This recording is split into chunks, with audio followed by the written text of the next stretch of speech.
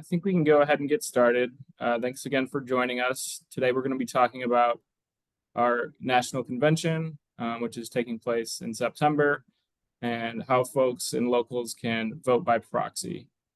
Amy, you want to go ahead and take it away? Yeah, sure. Matt, would you mind putting up our convention timeline document so people can check that out while I talk? I sure can. Perfect. Hey guys, it's Amy Gollinger here again. I am a national business rep. I'm in our Northeast region, and I will be your steward for this call to take you through the process of by proxy voting. Many folks from around the country are not able to attend convention with us. We wish that everyone could, but because of local finances or work obligations or family obligations, some folks are not able to join. We wanted to tell you all today, do not despair. You can still participate in this most important democratic function within our union, our convention, which happens every 4 years. And the way that you can do that is by voting by proxy. First, I'm going to take you through some of our convention deadlines because they're coming up quickly. And then I'll take you through the nuts and bolts of how to get your votes to convention if you can't be in Minneapolis yourself. So convention deadlines is what we'll talk about first. The first one has already happened or may be happening soon. That's in May. In May, all of you local leaders are going to show up to your local lodge meetings and tell your folks that at the next meeting in June, the local will be electing or will be accepting, nominations for delegates to convention. So in May, if you haven't already had your local lodge meeting, you're going to go to the local lodge meeting. You're going to say, listen, everybody, convention's in September in Minneapolis. And in order for us to exercise our vote there, we need delegates. If you are interested in being a delegate, please be at our next meeting as we will be accepting nominations. The next deadline is May 18th. So this deadline is important because the May 18th deadline is the last pay period in May.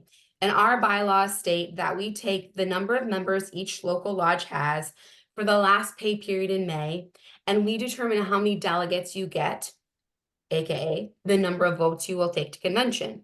So May 18th will come. We will get all of our records from the various agencies, which will detail the number of members we have in each local. And then the credential committee, as well as our national reps and national officers, will work together to determine how many delegates and how many votes each local will get at convention. We will communicate that to you via mail. We will send out all of the credentials. So we will send out packets to each local that will have the appropriate number of credentials based on the number of members they have in their local. So the deadline to do that is June 30th. We will do it before that likely, but that's our deadline per the bylaws. So you get a packet in the mail. We'll also post something on email that says, hey, we're sending them out. Oh, do we have a question? If you do, put it in the chat and I'll get to you. Anyways, we'll send out a packet. It will have credential instructions. It will tell you how to fill them out. Also tell you how many you have. And that will go out before June 30th. At your June local lodge meeting, you are going to accept nominations for all the folks who want to be a delegate at the convention in September. Maybe the local president goes per your bylaws. Maybe you've already determined who's going to attend. Maybe there's, only 3 volunteers and you guys have 6 votes. And so you're sending all 3 people to convention. Those are all examples of there not being a contested election. So accept nominations in June. If there's no contest, if you have enough nominations and delegates, then you don't need to do an election in July.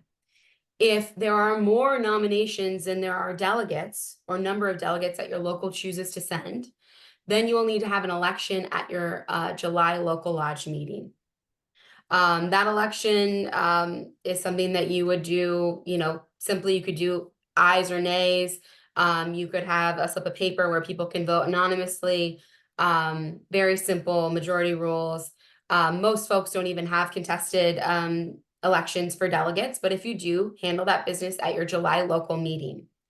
I want to make clear that all of the the June and July local lodge meetings, the transactions pertaining to the number of delegates you're taking or that are going to convention should be reflected in the meeting minutes. So you want to make sure that your recording secretary is saying, for example, Local 178, Lisa Faust has nominated herself to serve as delegate for Local 178. No one else nominates themselves. So in June, we can say that she will be the delegate for Local 178. Make sure all of that information is reflected in the meeting minutes. Sometimes the IAM will ask to check on things like that. Just make sure it's put in your minutes and that those are, stored securely. Any questions on the nominations and election portions before I move forward?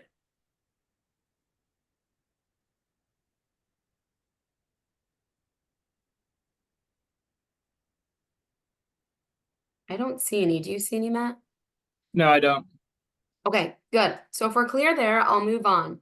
I mentioned that before the end of June, we're going to send you a packet that has all of your credentials, which is also the number of votes you will have, and instructions for how to fill them out. The credential committee, which is going to be led by Bill Fennedy, he couldn't be on this call today, but he is a longtime NFFE member and leader, is the chair of that committee. He will be working with the other committee members to review any issues that local might have with credentials. We had someone email me yesterday and say, hey, listen, we don't have a recording secretary or secretary treasurer. This is a one-woman show. How do I ensure that I can become a delegate if I don't have those two signatures? Questions like those are questions for Bill Fennedy and the Credentials Committee. You can also email them to NFFE Convention 2024@neffe.org, and they will get forwarded along to the appropriate person so we can answer them. But all decisions regarding credentials will be made by the Credential Committee. So any questions you've got, just forward them to the Bill Fennedy, bfennedy@neffe.org if you want to send it to him directly, or NFFE Convention 2024@neffe.org. Perfect, thanks, Matt. Okay, all the credentials that we send to you are due back in the NFFE National Office by Friday, August 23rd. We are asking that delegates will send in the physical copy. So there's the credential that you'll get is a triplicate. The first copy is white, the second one is yellow, and the third is pink. You will send in the white copy of the credential to NFFE National. The address will be included in the credential instructions, so you'll know where to send it. And then we want you to take a scan or a picture of that credential, and every credential is unique. So if you are carrying 5 votes to convention, you need to send in all 5 white copies and a copy or scan of all 5 of the credentials to the web address that we're sending you. We're asking that folks send them in electronically as well as via USPS. Just in case there's anything lost in the mail, we'll be able to track those a little bit easier.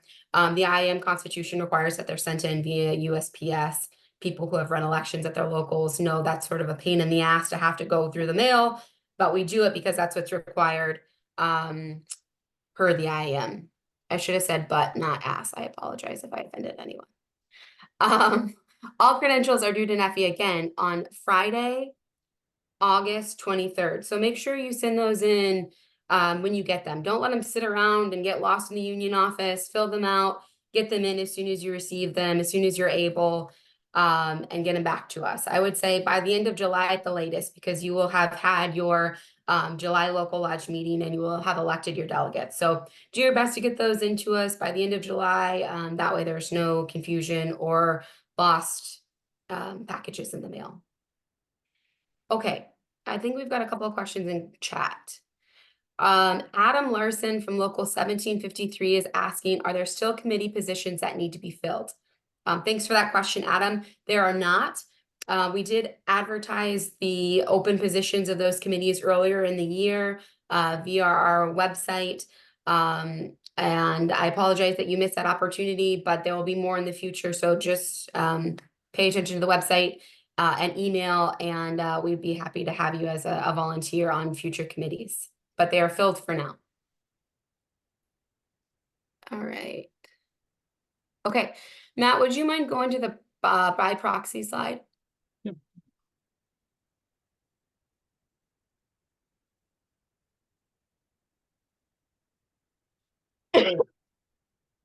Do you see that one up there?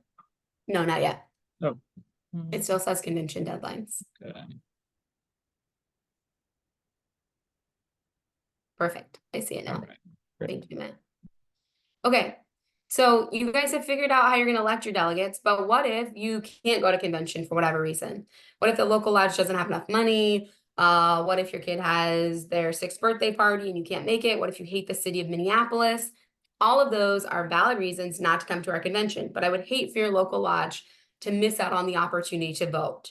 What you can do is, even if you're not able to make it to Minneapolis in person, you can give your vote to someone else who is attending in person, who can cast your local lodge's votes for you. We call this by proxy voting. I included a definition in case you're not familiar with the term. By proxy means the authority to represent someone else, especially in voting. That's what you're doing here. You're saying, I can't cast my votes at convention. I don't want them to be lost. I'm going to give them to Matt, who is going to be in Minneapolis, and Matt will cast those votes per our instructions. So maybe Matt is going to say, I'm running for president, and Lisa Faust is running for president. Maybe Matt himself wants to vote for Lisa. But someone else wants to, or but your local lodge wants to vote for me. Make those intentions clear when you ask someone to be your by proxy, so that they can carry your votes in the way that your local lodge has voted is best. Anyone that you trust and is going to convention should be able to do that. I'll answer that question from Daniel in just a moment when I'm done with this by proxy piece. Okay. So we've talked about the problem. You can't go to convention. The solution is to find someone who can carry those votes for you to convention. What does this mean? Individuals and locals can carry up to 10 votes to convention if, and only if, they are a delegate from their home local.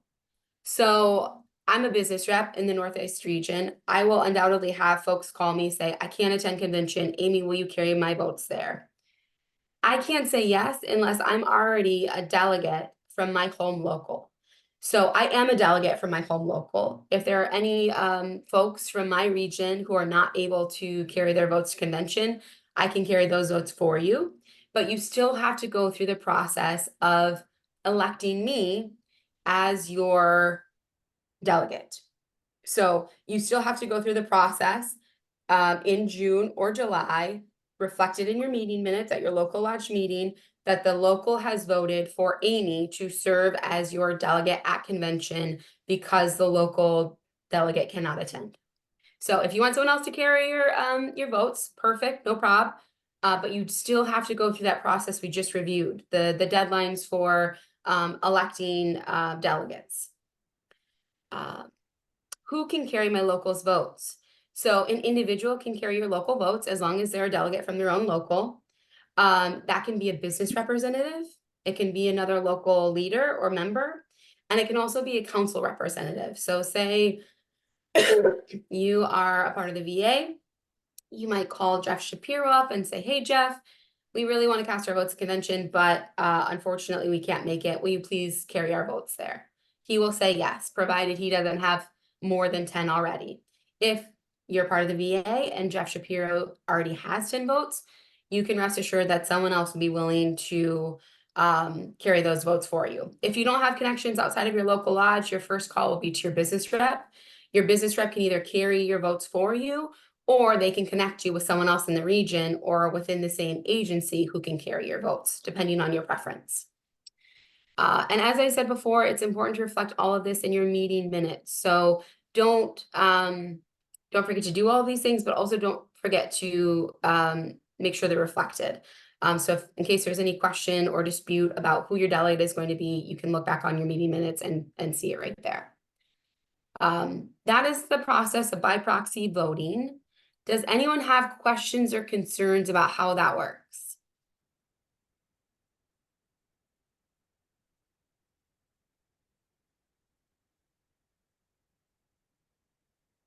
Okay, Amy, I sent something in the chat Mhm. previously about it. So I guess for a summary of the meeting, I sent I sent it to everyone because I'm a little Okay. bit slow. I'm a little bit slow typing stuff in the chat. I can tell you this about minutes. Minutes are very important. I've taken minutes for homeowners groups, and I can tell you a lot of times the minutes can be your best friend if it's done properly. So Yes, as the absolutely. saying is, CYA, cover you know what, but you know, Yes. if there's a dispute, like the headquarters might want to see it, IAM might want to see it, the NFFE headquarters business reps or a staff member want to see it. You got to make sure your minutes are accurate. So Yeah, great point, Michael. Thank you for that. Adam Larson from Local 1753 asked, can we submit resolutions by proxy? I don't know an answer to that question, to be honest. I'm gonna have to check with our legal team. I know that you can work with another local to draft a resolution and have that local submit it. It doesn't really matter who submits a resolution because it still has to go to the convention floor to be voted on by the delegation. If you have a resolution that you really want to submit and you're not going to be at convention, let me know, or let NFFE Convention 2024 at nfe.org know, and we will figure out a way to get it there. I don't think it matters which local submits it, except that you do want someone on the convention floor to speak on behalf of the resolution or to answer any questions. So we can help you figure that out, Adam. If you want to do that, just let me know, or let the NFFE Convention 2024 at nfe.org know, and we'll get that squared away for you. Great question. On our last convention call or Zoom, there was a question about parking, and it was someone from the VA who asked it, and I said that I would get back with you. I don't know who's asked the question, but I just wanted to address it here. They rightly brought up that the cost of parking at the hotel in Minneapolis was $54 for valet, which is pretty spendy if you're going to be there the whole week. Yes, perfect. Thank you. I just wanted to let you know that I did some research. I'm working with the Visitors Bureau in Minneapolis, and we found, I think, 3 or 4 different parking garages that are adjacent to the hotel that are only $14 a day. I'm working on creating a microsite which will list all of those parking facilities and put them on a map. So that will be an option for folks who are driving. So you don't have to pay that exorbitant rate of $54 a night. Of course, it won't be valet, so you'll have to park it and then walk to the hotel. But the good thing is many of the buildings in downtown Minneapolis are connected by Skybridge, which are sort of like covered indoor sidewalks in case of inclement weather. So you can park your car and then use the Skybridge to get to the hotel in case it's raining.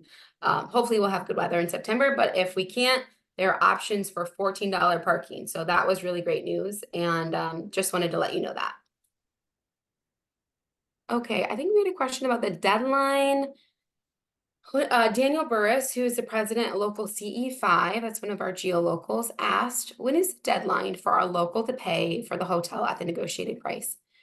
I believe that it is August 19th, but I need to... It's the 29th, Amy, August 29th. Perfect. Thank you, Matt. So the deadline is August 29th. Matt, can you send out, do you have access to the link to book, the new link to book? I do. Can you put that on the group chat? I So will. as we mentioned before, the hotel used to be a part of the Lowe's property group. It's now switched to the Hilton. Hilton bought it out. So we have a new booking link. You can click on that link and book at the government rate, which is $148 per night. And that will be good until August the 29th, as Matt said. So do that sooner rather than later if you want a king size bed like me. Is there a form we need to fill out to carry other locals' votes? Yes, there is. That form is a credential that we will mail you by June 30th. You will fill that out as though you are going to convention, but instead of writing your name, instead of saying Amy is the delegate for local 1, you would say Matt is the delegate for local 1, and send it in that way. Is the venue ADA accessible?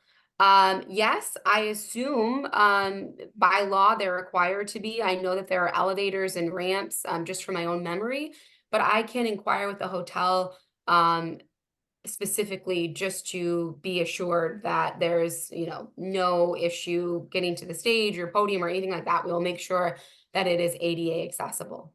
Thank you, Ryan, for that question.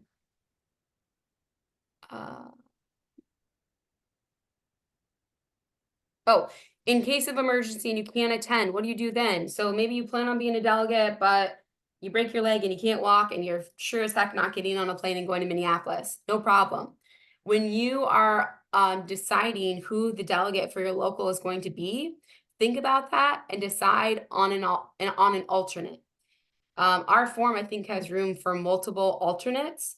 So when you're going through the process at your June and July meetings of nominating and electing delegates, make sure you have a few extra folks who are willing to travel to Minneapolis in case you can't be there. And you will list those people's names on the credential.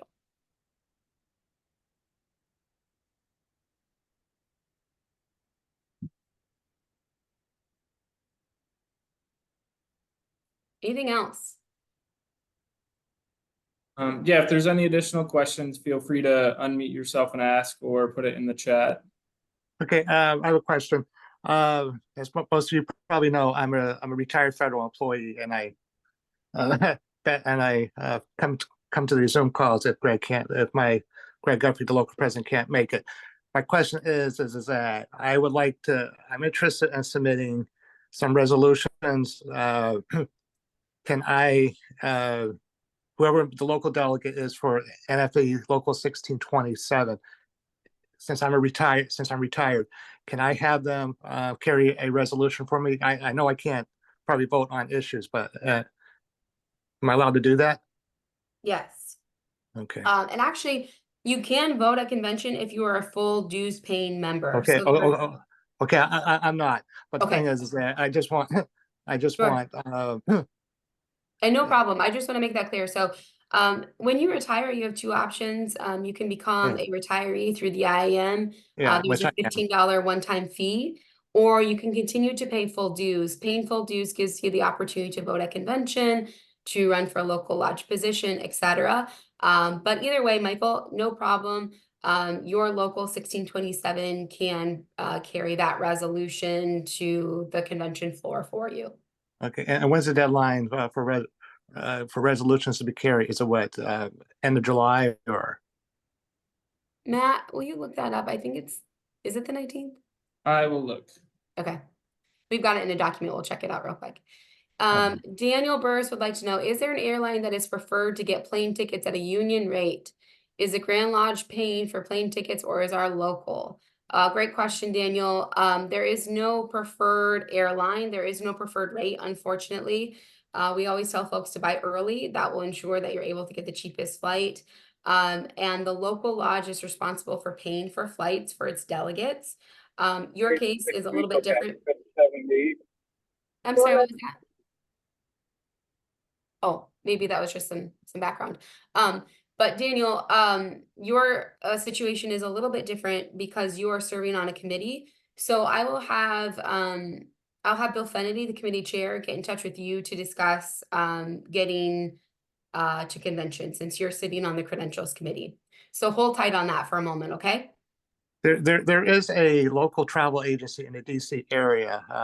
I received on IM mail a travel agency in Northern Virginia, Union Travel Agency. Or another thing, or what people can do is that if they're most union members are a member of Union Plus, they get discounts for everything. So you might be able to check as a Union Plus member if you can't get a discount on the airline.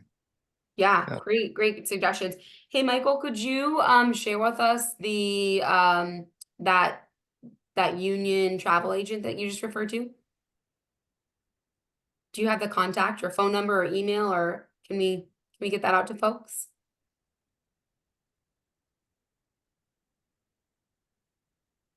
You're on mute, Michael, if you don't realize that. Okay, well, we'll try to get that for you. If we don't have it here in the chat box, I will try to send that out to you all. We got a question from Andy. Andy, you want to go ahead? Yeah, I just have a question, Amy. Nice hair, by the way. The resolution, can you give an example of one in the past of what they're actually all about? Sure. Resolutions are things like young federal leaders. So in 2012, I did a YFL resolution. It is a document that says the union cares about this issue. It will invest its resources. Sometimes it will have a dollar amount, sometimes not. Sometimes it will just say, this issue is important to the union and we are going to dedicate ourselves to it. So we've had a young federal leaders resolution. We've had a minority equity and inclusion committee that Lisa Faust introduced, I think at the 2016 convention. It's generally a statement of support for an issue that is meaningful to our union.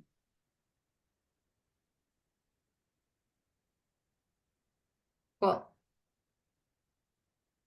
Who else? Any questions, concerns? I'm really surprised by the turnout we've had on these calls. We haven't done them in the past, but it's great to see so many folks joining us. If you have any questions or if you have ideas for subsequent Zoom calls that you would like to do so we can just get together and have a conversation, sometimes it's easier to do that and ping ideas off of one another than to do it by email. So if you have any ideas for future Zooms, whether they're convention related or not, please send it to us so that we can host these because they're fairly easy to do. And it's good to all get together and have a discussion about something that's upcoming.